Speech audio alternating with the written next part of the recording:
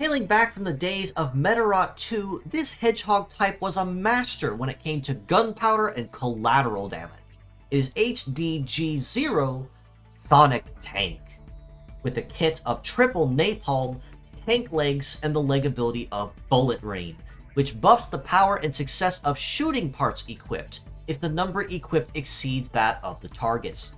Now, as yet another returnee from the days of Medarot 2 that we're getting this week at time of recording, it is incredible to see them once again, and Sonic Tank actually is a model people have been asking for quite some time, especially here in the Western and English communities that do recognize him more readily. But all the same, despite the glow-up of a fancy new model and fantastic art on top of that, his kit has not changed one bit since its early days, making him very useful to make use of and a very nice comfort model for folks that are just getting into the game or even Western Metarotters playing to participate and join in on the fun.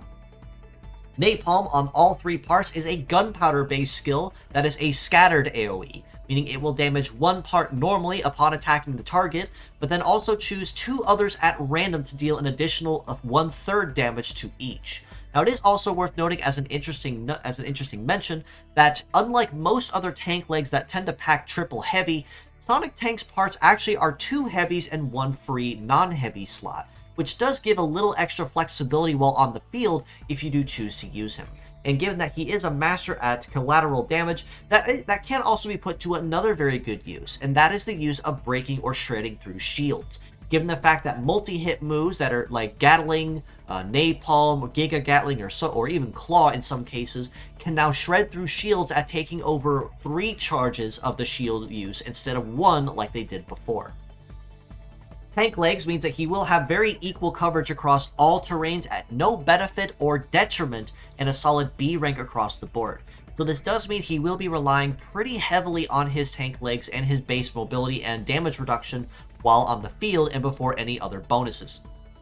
On the topic of his overall specs though, he is packing some very modest specs across the board as expected of a tank-based model and an event reward at that, with a head HP of about 3,800, arms about 3,150 each, and the legs at 4,400. Very healthy HP pool, and essentially as what you'd expect for a tank-legged model like him. And his base power between the mid-1500s to mid-1600s, even for a scattered AoE, that is actually not too shabby. And even with heat cools in the low to mid-500s, again, not too bad either. Really, the only weakness that Sonic Tank would have is just his low mobility as a tank-legged model. On the topic of his legs, he is packing in a mobility of 668, which actually would put him on the upper tier of most other tank legs, which tend to be between 400 and 500, with the exception of course, models like Bisham Okubera or other powerful tank-legged models, which tend to be in the 800s. Sonic Tank is most certainly above the average tier with that, which will make him a very well sought-after model, even if just to raise these legs just to have on hand. Resist stats with a melee resist of 1866 and a shoot resist of 1953 means he is going to be very well covered in the armor department and the damage reduction. And that's not even touching on the passive damage reduction he gets on top of this, approximately 30% or so, just for the sake of him being a tank-legged model.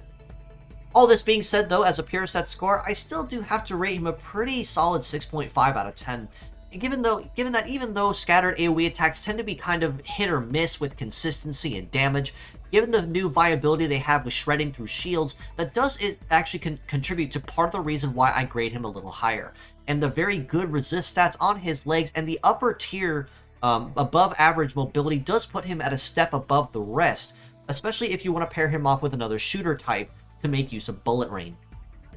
As mixed parts for these reasons, I do have to rate him just a little higher at a 7 out of 10. Given that even though you really don't need Napalm on all 3 parts, using him on maybe one part if you feel so desire wouldn't hurt you in the long run for that shield shredding coverage, but his legs are going to be definitely where he shines most of all, with the above average mobility and the very powerful and very ample damage reduction he has there, and the Bullet Rain ability makes it even more so a very solid choice in the case tank legs are something that they're making a requirement for the fight you're about to begin.